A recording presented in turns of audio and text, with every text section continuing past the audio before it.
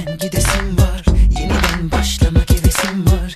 Ne varsa attığım içime cart diye diyesim var. Katlanıyoruz herkes gibi malum. Açıklarımız kaçıklarımız var. Ama hem kel hem foto takımını hard diye yesim var.